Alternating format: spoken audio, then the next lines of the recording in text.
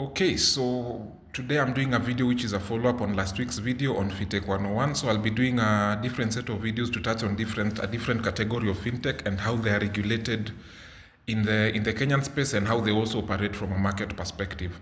So the other set of fintechs I wanted to discuss are I'll primarily talk about three. First, I'll talk about the types of fintechs that you can operate without getting a license, but until you get that level of product market fit. So I'll discuss a bit more about that as we go along. But then also talk about fintechs that touch on investment, savings, and the modification of just how that operates in its own, the different modifications of that. Then lastly, I'll talk about fintechs that touch on insurance. So I know there are other ranges of fintech, but for this video, I want just to discuss those ones. So the first one I think might make the people watching curious. So the first type of fintech I wanted to talk about are fintechs that you have a product, but you do not want to go through the full processes of licensing and make that investment in terms of resources and whatnot until you get that level of product market fit. But for you to get product market fit, you need to roll it out in the market. So you get into a pickle where you need a regulation, you need to get a regulator approval, and you don't have the resources, or rather you do not want to make that kind of resource investment at that point at the beginning without being sure that there is product market fit and you have a sufficient customer base. So in this context, or rather as we build up on this, so what you do in that context, you have a product and it's in a regulated industry. In financial services, but you do not want to go the full process of licensing yet. What you usually do is you make an application to the Capital Markets Authority to be admitted under something called a regulatory sandbox. What a regulatory sandbox means, it allows you to be able to offer your product to the public in a test phase for a certain period of time without having to get the specific license. So it gives you that time to operate. It's usually it's approved for a period of around 12 months.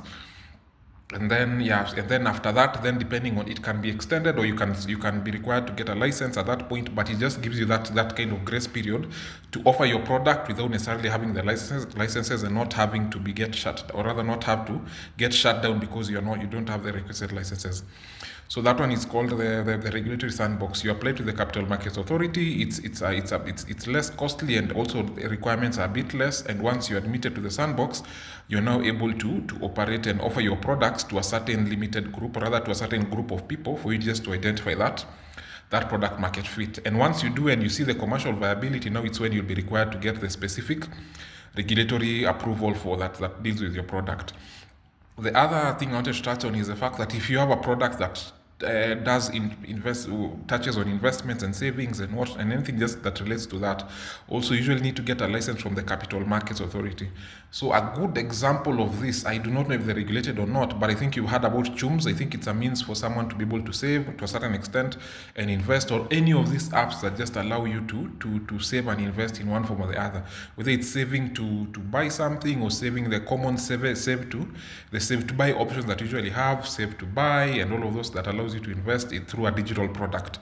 So for all of those digital products in finances, you need to, or rather that allow you to invest and save, they need to get approval from the Capital Markets Authority. And the approvals in Kenya more or less mirror each other. So you need to have when you're getting the approvals, you need to have a clear line of ownership, so it's clear who owns the product, depending on what exactly type of product you have. Sometimes there is a minimum core capital requirement that you may be required to get. And then you need to satisfy that core capital requirement. If, for example, you want to form also a venture capital firm or something like that, to pull together different people's investments into particular programs or startups or anything like that, you also required to get that approval from the Capital Markets Authority. So that's relevant for that. And the approvals, I think the ownership, you need to have a business model or plan and a set of legal documentation that suits your business, that suits your context. The other type of business that I wanted to discuss is called, the insurance products. There are also a wide variety of digital insurance products. Or if you're just building a system that allows people to buy insurance simply or easier and whatnot, so you also need to get approval from the Insurance Regulatory Authority. And depending on the product as well, you may also still need to go to the Capital Markets Authority for that product approval. So in terms of So that's the context in terms of regulatory approval, and that's the context in terms of what you need in those different industries. Also, similarly, for the insurance regulator, you just need a clear explanation of how the system works, a set of legal documentation, and clear ownership structures.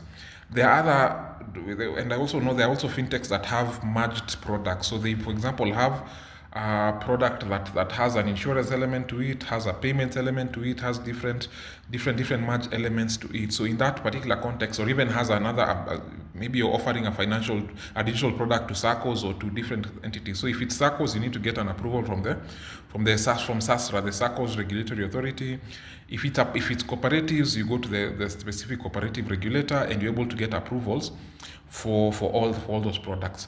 As an extra nugget that I also wanted to share, just as an extra one for people to think through.